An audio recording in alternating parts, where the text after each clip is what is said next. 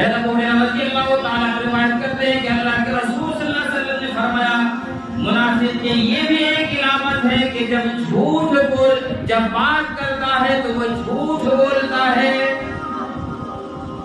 اور جب کوئی وعدہ کرتا ہے تو وعدہ خلافی کرتا ہے، یہ بھی منافق کی علامت ہے۔